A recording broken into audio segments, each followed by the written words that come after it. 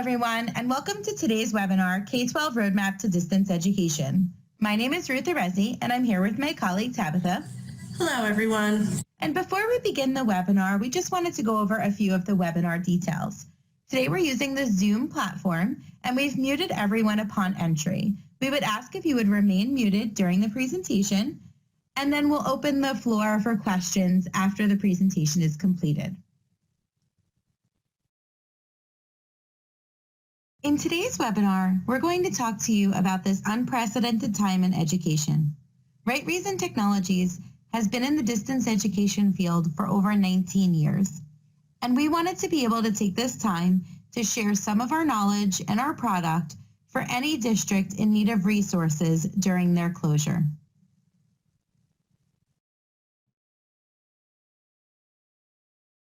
Districts across the country are closed.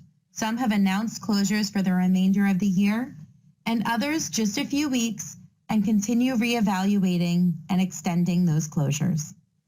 With these long-term closures, we know that many districts are looking at how distance education platforms can help fill that gap. Today, we wanted to talk to you about how to implement a distance learning platform quickly and easily in your district, and we will help guide you through that process. In today's connected world, setting up a distance education platform doesn't need to be complicated. All you need is an internet connection and a web browser. The most difficult part for most districts is finding an e-learning partner, and that's what we're going to help share our knowledge about today. So you may ask, how do you choose? We are going to go over 3 steps that will help you choose a distance learning partner.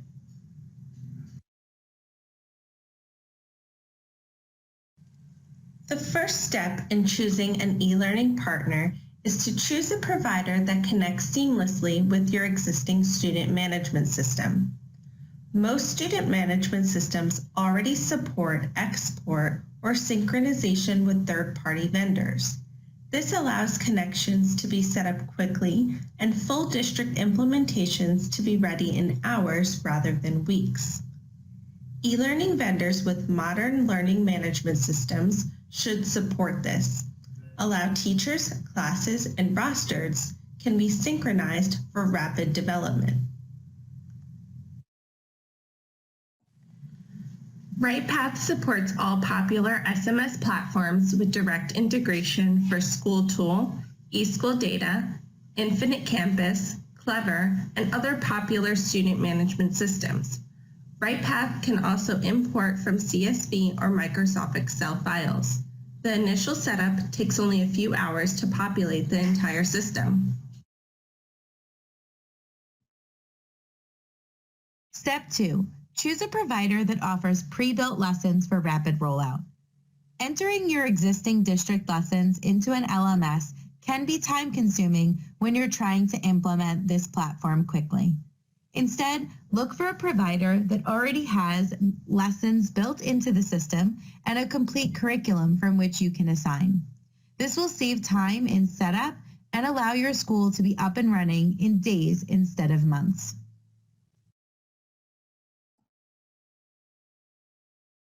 RightPath has a full course curriculum for high school core courses along with electives.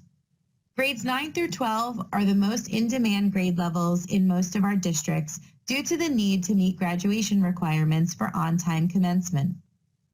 With school closing and graduation in jeopardy, Right Reason Technologies can help meet those needs of those students immediately.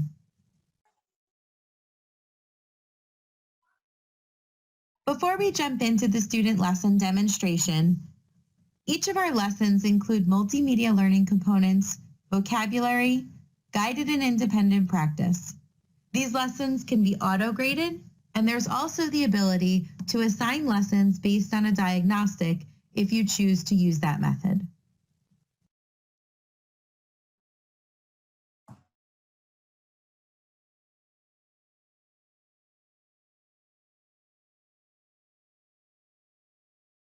RightPath has response to intervention lessons for elementary students in grades 1 through 8, with the core focus of those lessons being in grades 3 through 8 for ELA and math. are targeted standard-specific lessons. They can be searched by using the state standards or the Common Core standards. The components included in these lessons are a jumpstart, allowing the students to let the teacher know what they know about a particular topic, some skill builder questions for the teacher to see if the student understands those building block skills, and the visual model, which you see displayed here, which is the basic learning component that they will need to understand to answer the questions. Then each lesson contains guided practice and independent practice questions, as well as a reflection.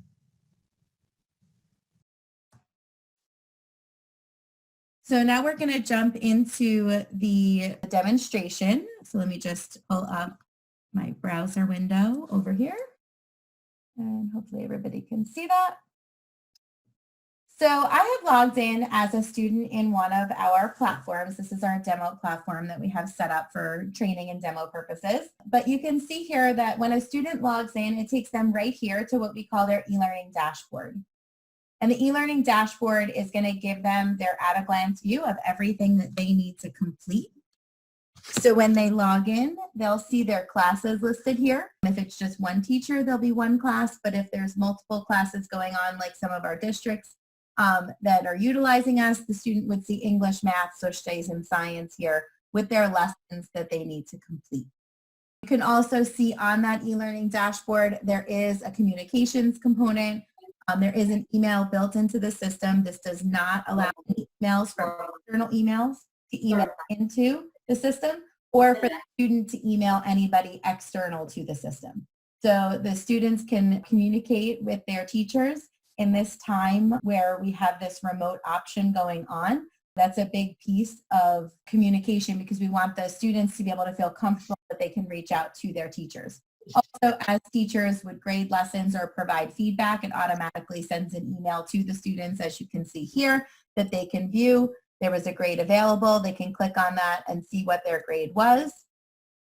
And then they can also see their teacher feedback, redo this lesson. So I'm just going to jump back to our home page as well, and you can see that you have your classes here. One more piece of communication that I wanted to talk to you about is what we call our classroom homepage. And that can be accessed here in our classes menu or also clicking on the class here. And this is another opportunity for any district who doesn't have any sort of teacher web page software to use, or they're not a Google Classroom district. You can come in here and on your classroom homepage, you can create your own custom pages. So you can create a page for online resources. I know I'm getting, emails every day with different resources my kids can use for review during this time. And they can use this by clicking on the links to RightPath or clicking on some of the other links to some of their other resources. They can also create multiple pages. So there's one here called the virtual classroom, and you can actually use this to log into a Zoom. So some of my teacher friends and some of our districts are allocating certain hours where the teachers want to be available for the students for them to kind of open up that communication and make everybody kind of feel comfortable. Not just the students, the teachers too. I know, it's different for everybody right now. So we do have this other piece on here for the communication. So from the classroom homepage, you can also access your lessons here in the overview by looking at this blue assignments widget. So I'm going to click on one of our lessons here. I'm going to look at Introduction to Cells. Again, this is a high school living environment lesson. And you can see that the first step, I talked about some of these components earlier, and you'll see those broken out, is to let them know what they're going to learn about. So it does tell them they're required to have headphones. And then in the vocabulary piece, we give them some of their key vocabulary words that they're going to see throughout the lesson.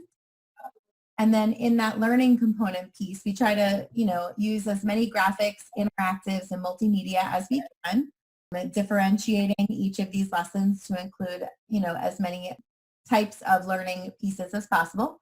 So we have their vocabulary words highlighted there for them, and they could always go back and look at that as well. And they can navigate through the lesson as they click through the lesson components here, or they can click that previous and as well at the top. So now you have your history of cells, and this is an interactive presentation that we have here. So they can click on the line, learn about the different pieces, and continue. And then you come to your guided practice section.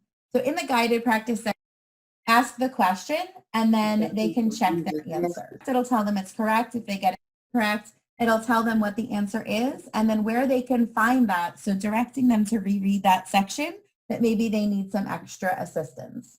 So they can go through and answer these questions. And then I'll jump down to our independent practice section where the students again will be asked more questions where they will answer. This is the piece of the lesson that is graded. So this will give you a basic understanding of whether they understood the topic. So did they do well on it? Then they probably understood it. If not, the lesson can be reassigned to the students and they can retake that lesson.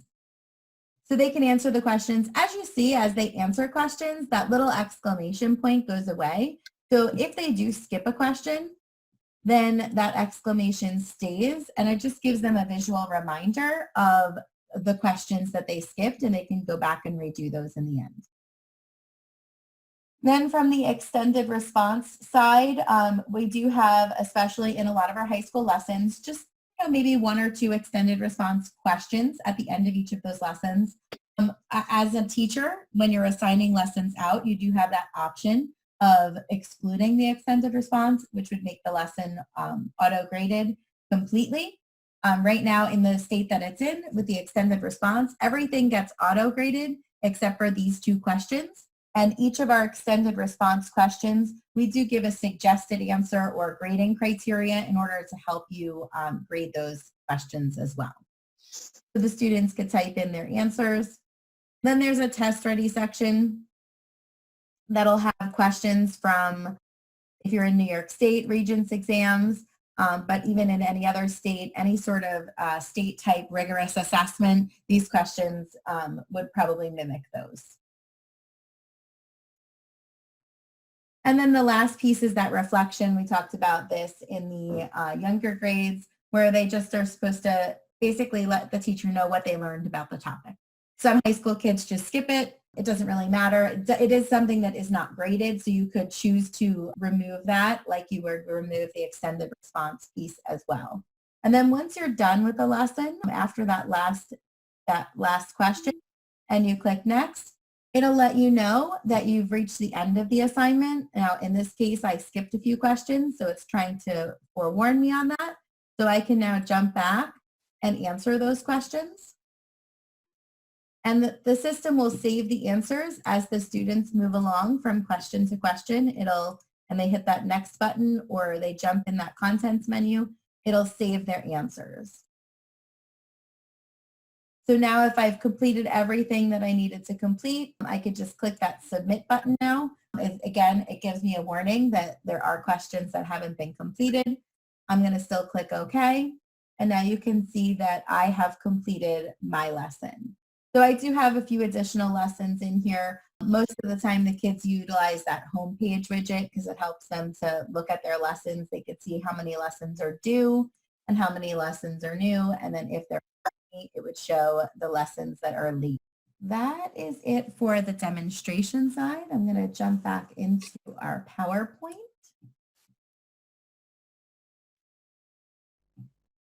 And Tabitha is going to pick up on step 3. Just to share that PowerPoint.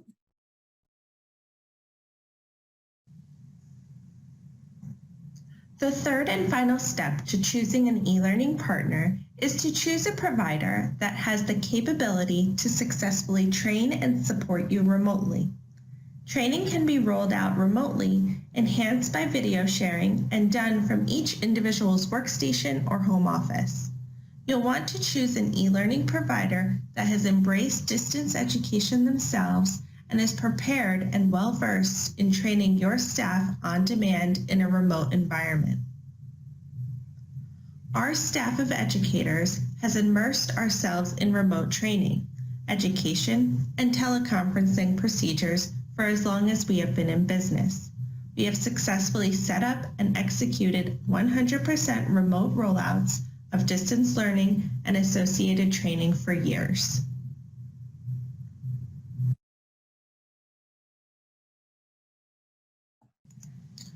Our lessons can be assigned to students to work on individually, or a teacher may use it to facilitate their daily lesson. The teacher can share their screen with students on the Zoom platform and go through the learning component just as they would in the classroom. Students can then work on the independent practice section individually. They will still have the ability to go back to the learning component as a reference if needed. Teachers can record their daily lesson to send out. The recording will record your presentation, screen share, and your webcam if desired, allowing you to replicate the live experience as much as possible.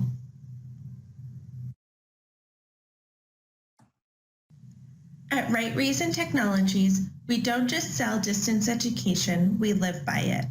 By choosing the right partner, you could have a distance education solution set up in several days, not several months. Right Path is e-learning done right and right now.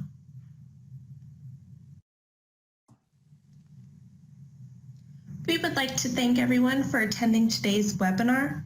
If you have any questions, feel free to chat them in the chat window.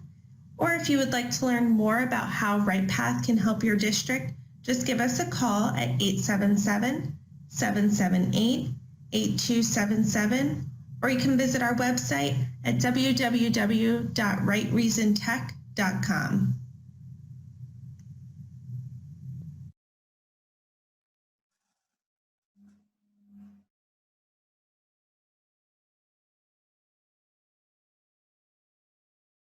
So before we unmute, if you have any questions, if you could chat those into the chat window, and then we can answer those questions. I'm going to stop sharing so I can go back into my panel and see any questions that we might have, and then we can open up discussion as well.